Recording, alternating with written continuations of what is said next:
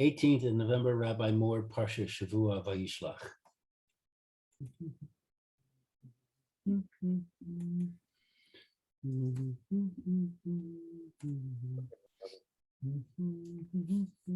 Okay. The second verse. Hello, Rabbi. Sorry? Hello? How are you? Baruch Hashem, very good. Do you see me the same as you saw me yesterday? Because I'm back my old way.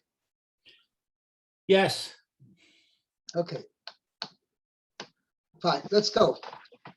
The second verse. We're on Lamed Bet, Pasuk Tet Zion. Lamed Bet 32, verse 17. Yeah. 16. No, we haven't done Pasuk 16 yet. Oh yeah, Tet Zion is, I said Tet Zion, but I said 17. Sorry about Okay, that. fine. Yeah, Tezai. Okay. Make up your Now you mind, wanna Mayor. I have to learn my numbers again. Yeah. Want to read, Mayor? Okay, I will do that. Tet Zion says, Gimalim menikot uvnehem shloshim parot arba'im uparim asara atonot esrim vayarim Rim asara. It's interesting. Okay, so let's see. It says the nursing camels and their children. There are 30 cows. 30. 30. Shloshim, right? Right, you know, there's a wishbone underneath the shin there. You see that? That's an esnakta. At Nachta, yes. Okay? Sort of Okay. like a stop, a little bit of a stop. Comma, a breather, whatever you want to call it. Okay. So nursing camels and their children, 30. Okay, we're going to see in Rashi, what does that mean? There's two ways of learning that. You could learn there's 30 nursing camels plus their children, which means another 30. So it's altogether 60. Or it means nursing camels and their children together, 30. Oh, We'll see in Rashi. We'll see about this in Rashi. okay. So Rashi says, let's see. Uvenehem imahem. So the children. We finish translating the pasuk. Okay. Oh, okay. Sorry. Gmalim menikot uvenehem shloshim. So nursing camels and their young 30. Okay. Uvenehem imahem. Well, yeah, I'm saying 1 second. We have finished the pasuk. Paros arboim.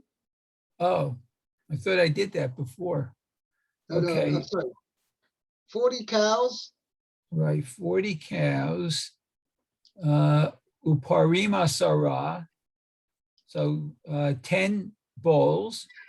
Right. Atonot are female donkeys, 20 female donkeys. 20 she donkeys. Okay. And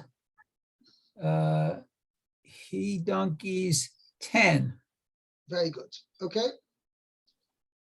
Oh, wow. Now, so let's look in the Rashi here. Okay, let's go to the Rashi now. Okay. Gimalim menikot uvnehem shloshim.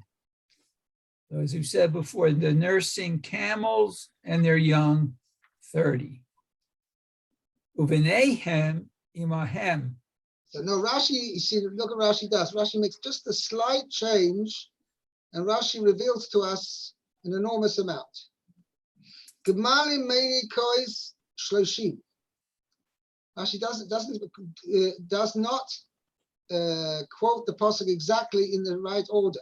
He says there are 30 nursing camels. Nursing camels, shloshim, 30. Uvneihem imaim, and their children with them. Which means the Chayra, Rashi is saying, 30 nursing camels, plus their children with them. That means that's 60. No, you don't know that there's 30 children. Could be 800 children. You're right, I'm saying you're correct. But the Maisa is, the truth is that the way of the camel is that it only has one suckling camel at a time, apparently. They do not have multiple births. Ah, well, do they have to all be suckling to be considered a child? No, that doesn't mean necessarily, but that's what he means.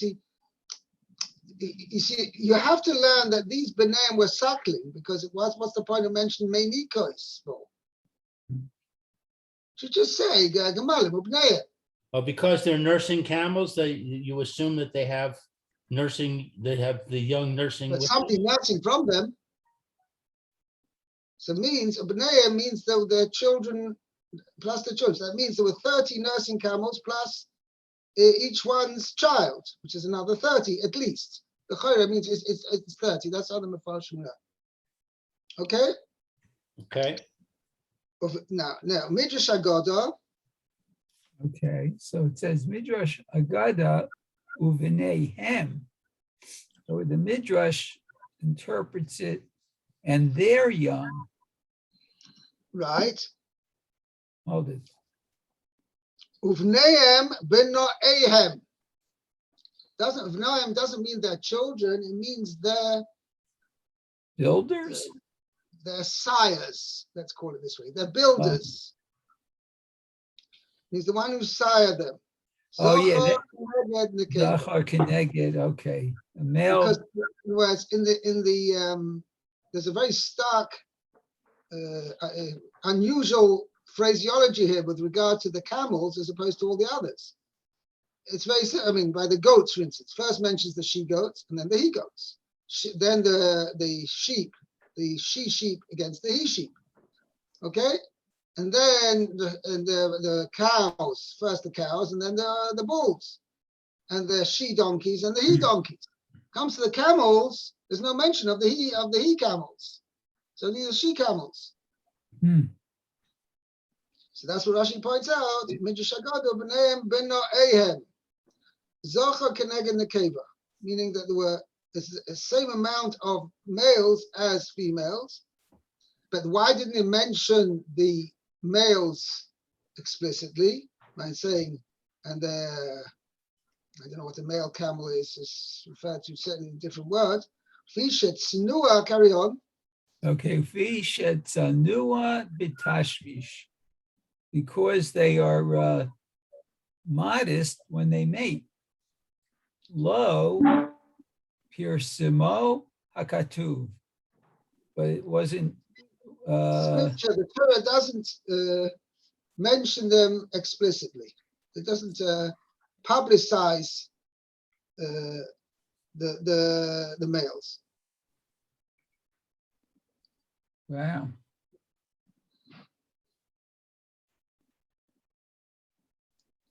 Okay.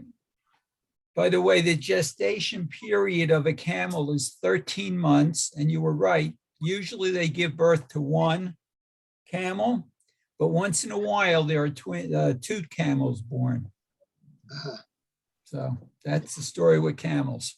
Does it make a difference if they're Bactrian or dromedary? The article doesn't go that deep into it. Okay. I don't know. It's just curious. Okay. Does it say how old they are when they can give birth? No, I have to find another article. It's a very cursory article. I just said how many calves are born to a camel. I see. Okay. I always thought 20 came in a pack, no? In the old days, I don't know about today. No, when he come in a pack of camel, And they Yeah, can walk, that's right. they can walk a mile. I don't know if they still sell camels, but we'll Anyway. see. okay. Those were the days. Vayorim. Okay. Where are we? There's one more small Rashi. Oh, I see. Vayarim. And Vayorim, those are he donkeys. Chamorim Schorim. Rashi says, he donkeys. Wow. Yeah, the only time as far as I remember, the term is used in the Torah is in Parshas Vayechi, with the blessing given to Yehuda, and also is used together with Asona. Yeah, where is it?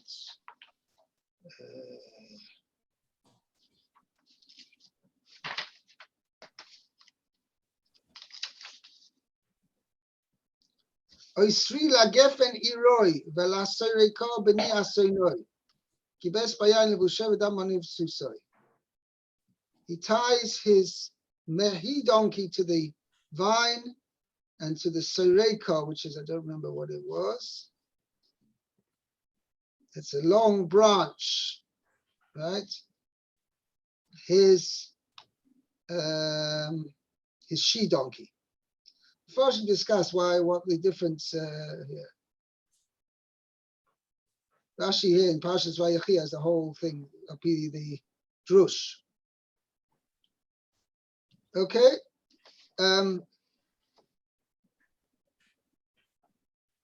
Weiter. Lou, Pasuk Yud Zayin. Vayitain biyad vadav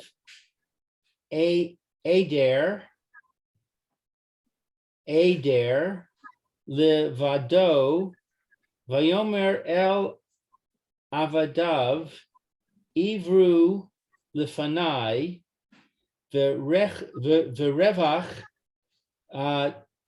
tasimu bain Adair uvein Adair.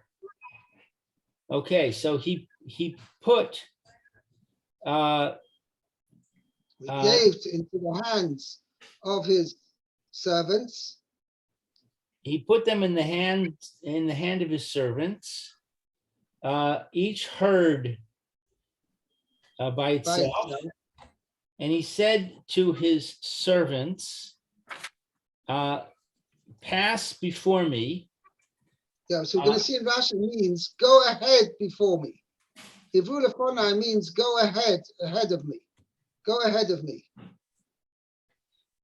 And keep a space between each and every herd. Right. So Rashi says, Adair livado, each and every herd by itself. Kol min vamin leatzmo. Each and every species separately. Right. Now what Rashi is saying is as follows. It just says he sent different herds. He gave all these animals in the hands of his servants, each herd by itself. Now, how were the herds divided up? The Torah doesn't tell you. So Rashi tells us the herds were divided up by each type. Meaning there were 4 herds.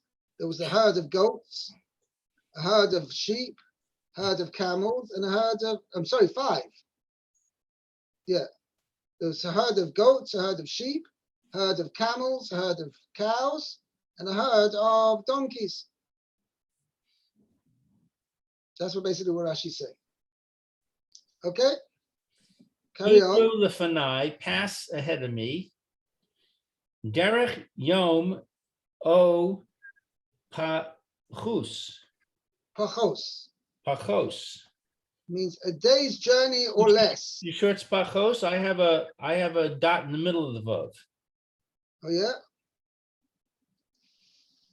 Let me see how the more translation. I have it above. It's in my text. What you have? It's above pachot. Pachot, that's what I also thought. Let me see. Let me see. Yeah.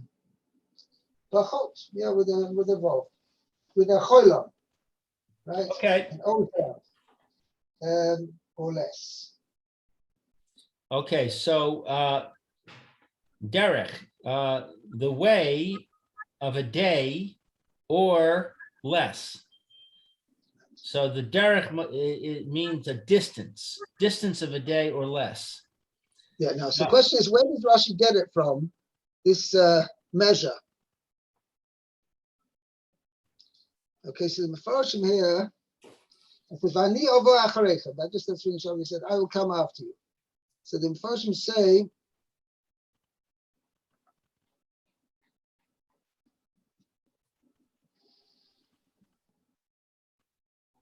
so he said an interesting thing. It had to be that they went on ahead, that they did not stay the night in the same place. Okay? Now it says, he sent them ahead. Why did it have to be? I'll explain why, because they didn't say the night, so because it says he sent them ahead, and then it says, V'hu lon balayla hu b'machaneh. He stayed that night in the camp alone. Okay? That means when it came night, they were far ahead of him, that they weren't staying that same place.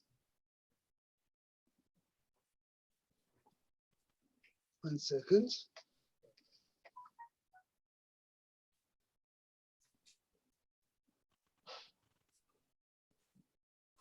That's what he brings down B'Shem the Minchas Yaakov. Don't fully understand it. 1 second.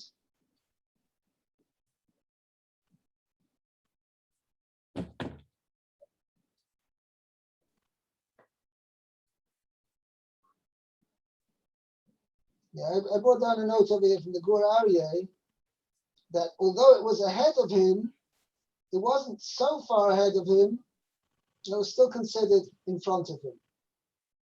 I'm not sure. Okay. Okay, so a distance of 1 day or less. Va'ani avo acharechem, and I will follow after you. Right. V'revach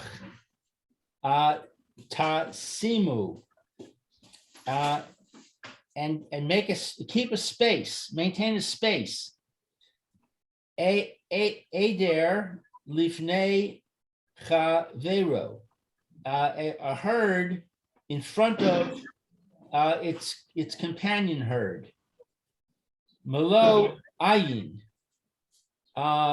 without the eye, meaning you can't see. Meloy ha'ayin means as far as the eye can see, a full eye.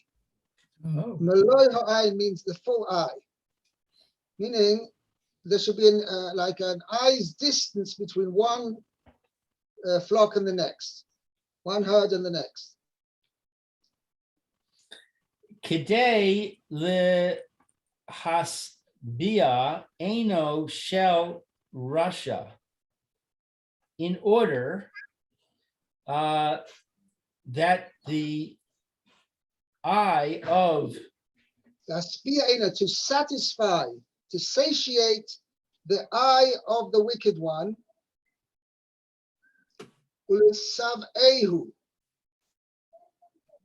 right, which means to amaze him.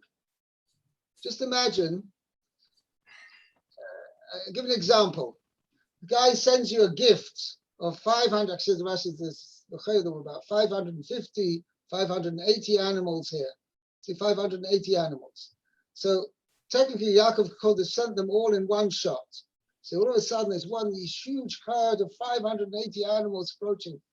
The guy says, wow, that's an amazing thing. But if he first says, he sends 100, then 100's a lot of animals or whatever. You see the first batch was 200, and I don't know, it was necessarily in this order, Pashtus. First he sees 220 goats coming. He says, wow, wow, what's this? Phew. And all of a sudden, he hasn't finished absorbing this tremendous gift of 220 goats. And he sees another herd coming along. This time it's 220 sheep. Right? And then he hasn't fully absorbed the thing. He's just overawed by this gift. And all of a sudden, on the horizon, there's another cloud of dust coming. And then there's another. How many are we up to? Another 60 camels coming. And so on. Okay? I mean, we need a real kind of screen set from to show you this. We need Charlton Heston here. Right.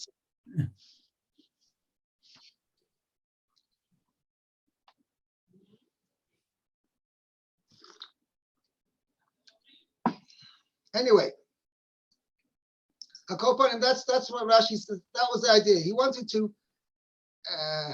impress Esav as much as he could.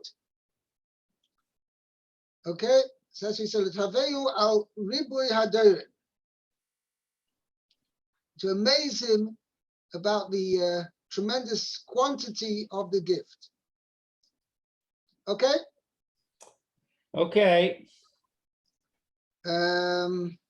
Next, Meir, Pasuk Yud Ches. Okay, it says Vayitzav et harishon lemor ki yifgashecha Esav achi ushe'elacha lemor lemiata va'ana telech ulemi ela lefanecha.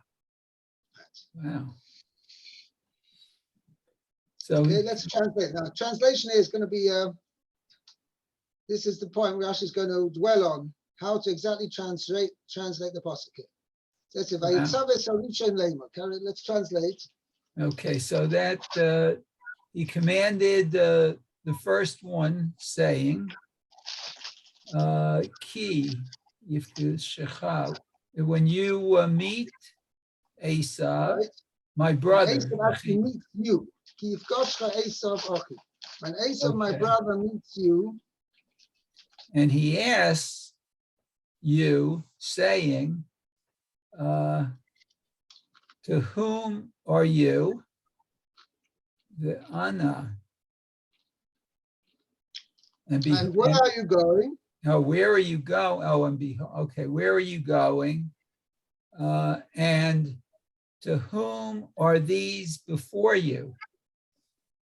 Okay, Oh, wow. now, so the Chayra,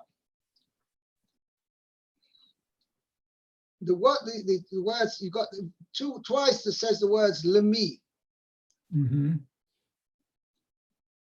To whom are you? Okay. Right. And the second one means, and to whom are these before you? Now, the Chayre sounds like he's asking, who are you? And who are these things before you? Who do they belong to? Right? But if that's the case, it's very strange. What's he asking? Who are you? And what you have with you, who does it belong? Maybe it belongs to them. Why is he asking?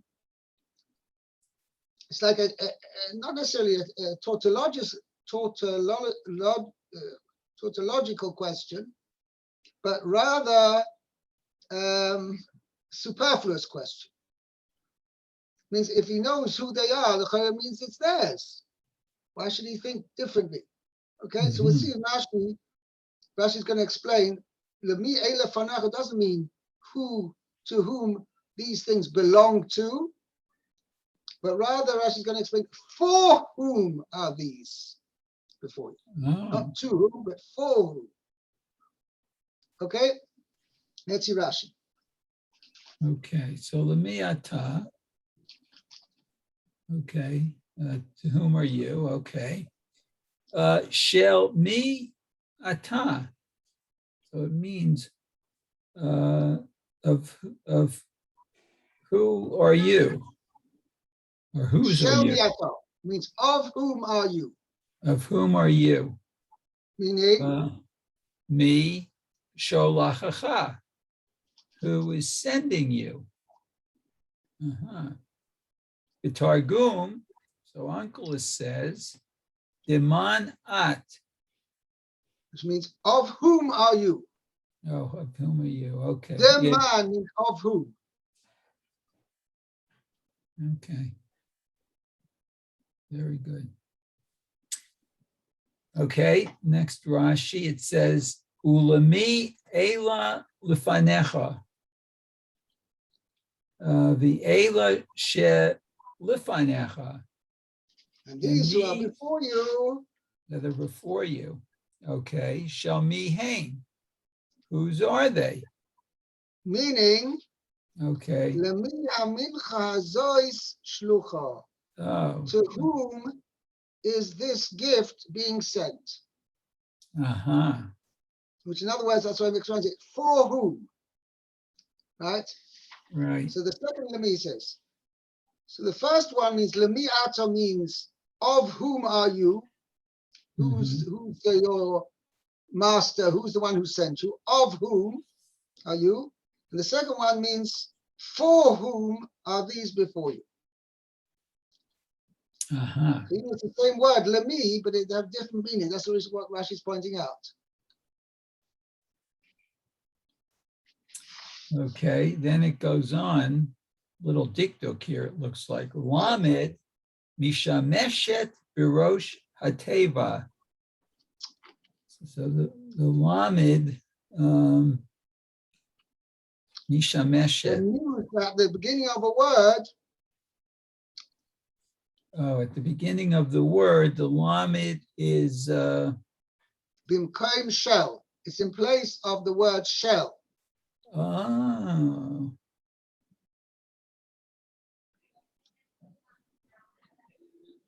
That's interesting. Okay. And Rashi gives Kamo. two examples of this.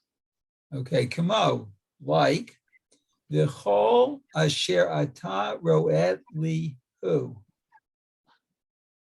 And all that you see is to me.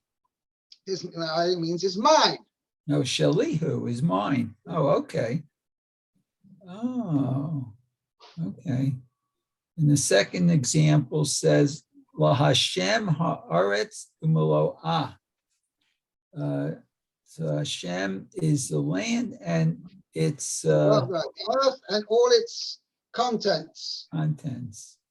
So La Hashem is Shel Hashem. Right. It belongs to Hashem. Wow. Right. The earth and all its contents belong to Hashem. Hashem. Hashem. Okay, so that's what Rashi's pointing out. It's interesting, the Rashi doesn't point out, because actually in our Targum,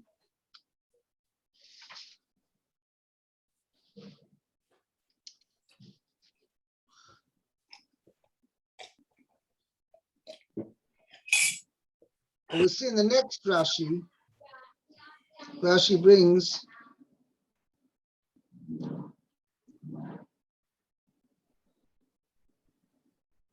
Rashi brings the Targum. Rashi doesn't bring it over here. Oh, yeah, I'm sorry, it does. Demanat. Of whom are you? Which means Shalmi Ata. Okay. Next pasuk. Lu, pasuk Yutes.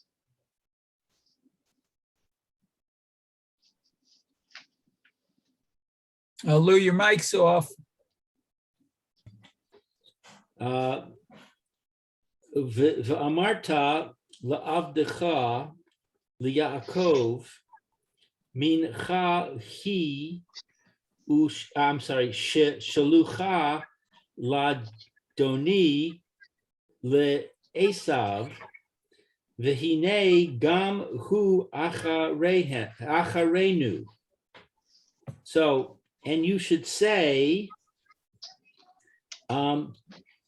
to your servant, to Yaakov, it is a present sent to my master Esav. And behold, also he is after us. He is behind us. Behind us. Okay. Now Rashi is going to explain over here. And you shall say to your servant Jacob, to your servant to Yaakov. Now, what does that mean, to your servant? What's that going on? To whom do they belong? Right, meaning, right. Of whom are you? Right, means who do you belong to? So the answer is, and you shall say, we're of your servant Yaakov. Means we belong, the one who sent us was your servant Yaakov. And answering the second question, for whom are these? Right, the second question is, mincha hi shelucha. It is a present. This is a present which is sent ladoni leEsav, to my master, to Esav. He's the one for whom this present is. Now, in modern Hebrew, if you refer to somebody as Adoni, you're not calling him your master. You're just saying sir. Right. The truth is as well over here as well. Yeah, but don't forget, you don't normally call yourself a servant to somebody.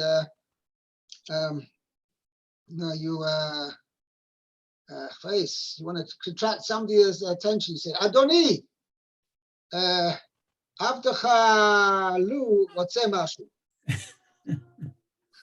Right, like a bus driver. If a bus driver addresses you, he'll say, Adoni, please move back, or whatever. He's not saying my master, he's saying Mr. Boris Avdecha, right?